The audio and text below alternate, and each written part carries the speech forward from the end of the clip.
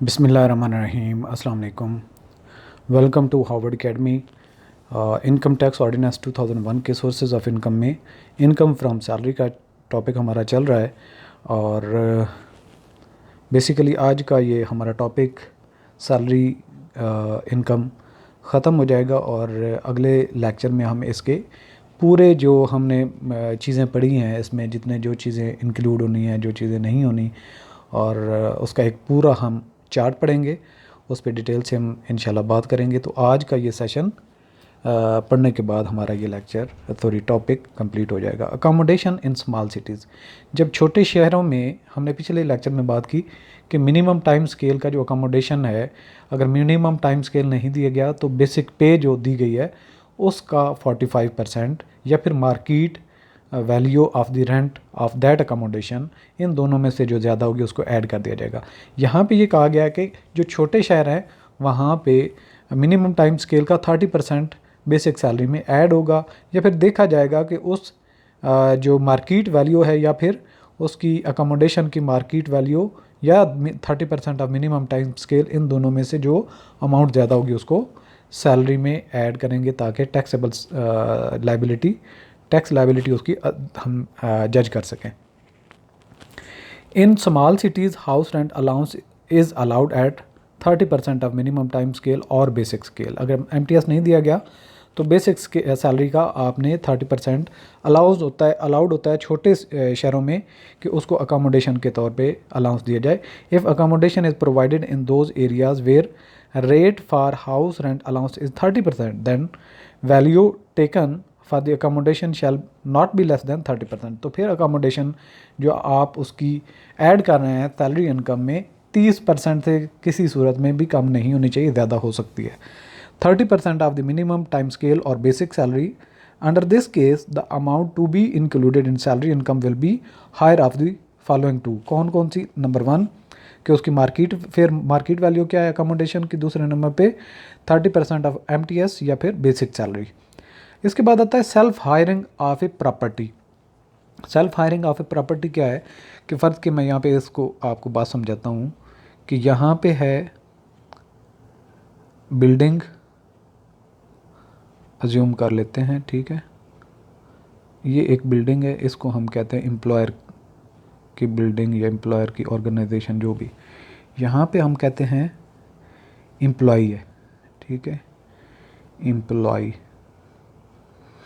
अच्छा, इसके पास एक अपना घर है एम्प्लॉई के पास, इसमें वो रहना चाहता है। ये पहले क्या करेगा, ये घर इसको देगा एम्प्लॉयर को, एम्प्लॉयर इसके बदले में उसको फ़र्ज़ किया साल के देता है जी 4 लाख, ठीक है।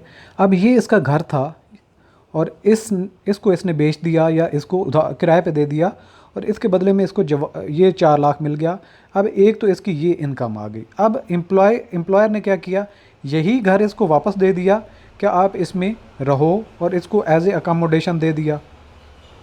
अब ये जो अकोमोडेशन है इसने जब दी तो हमने अकोमोडेशन का यानी कि 45% या फिर मार्केट वैल्यू, इन दोनों में से जो भी बड़ी होगी वो हम इसकी सैलरी इनकम में ऐड करेंगे।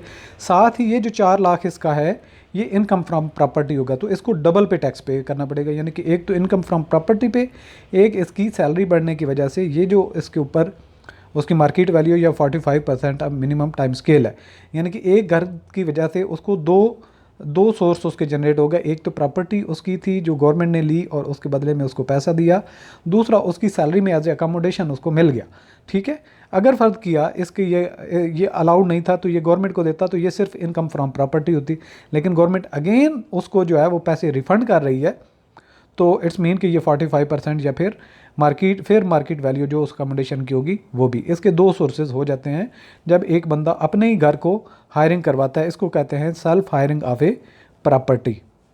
अब ये आपको समझ आ जाएगा।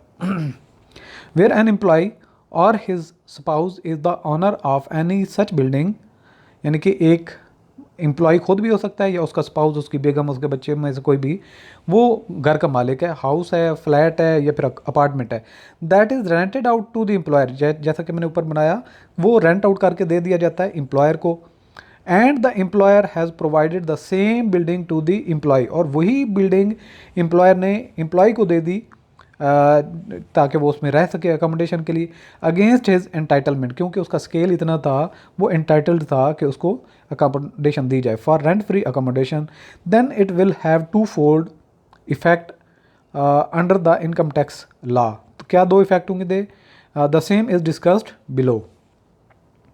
एक तो हो जाएगा property income, receipt of rent of building is chargeable to tax under the head income from property, any rent received by the employee और his spouse shall be property income of the recipient and treated accordingly. तो जो उसने property को rent out किया था employer को, उससे जितनी उसको अर्निंग होगी वो इनकम फ्रॉम प्रॉपर्टी होगी। सैलरी इनकम में क्या ऐड होगा?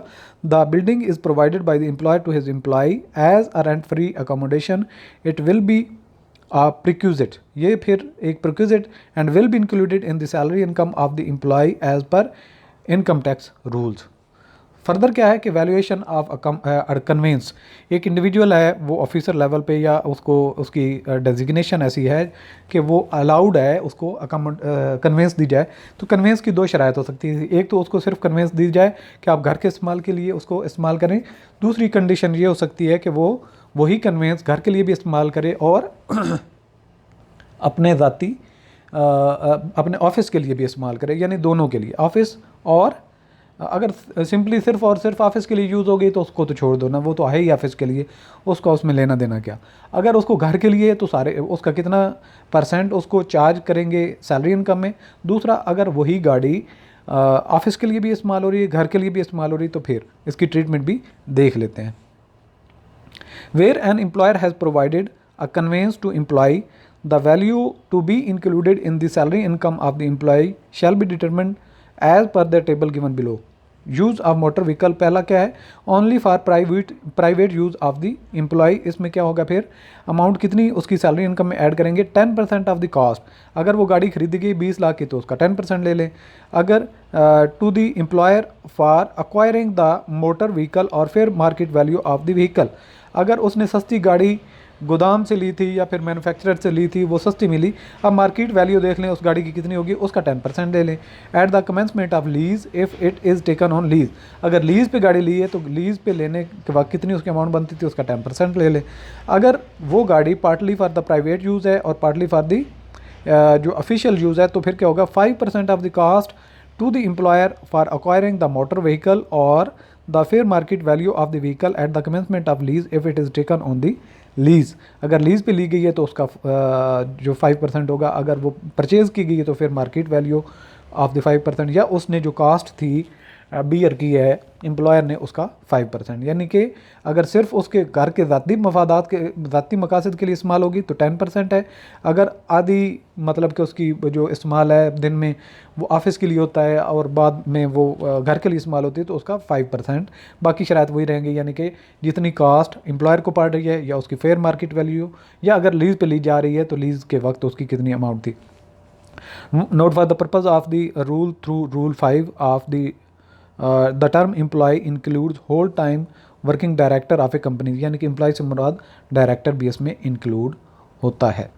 तो इसके बाद आ जाता है एग्जाम्पशन। यहाँ पे एग्जाम्पशन में ये बताया गया है कि जो भी एक सैलरीड पर्सन को एग्जाम्पशन अवेलेबल होती हैं वो इनकम टैक्स ऑर्डिनेंस 2001 में जगह जगह पे मुख्तलिफ जगह पे मेंशन है, लेकिन उनको समझने के लिए जो एग्जाम्पशंस और कंसेशंस का जो चैप्टर है इसमें ये चीज़ होगी। तो इंशाल्लाह वो चैप्टर भी हम after covering 5 sources of income उसकी तरफ जाएंगे, फिर उनको भी 1 बाय 1 हम अंडरस्टैंड करने की पूरी कोशिश करेंगे इंशाल्लाह। All the best. अल्लाह।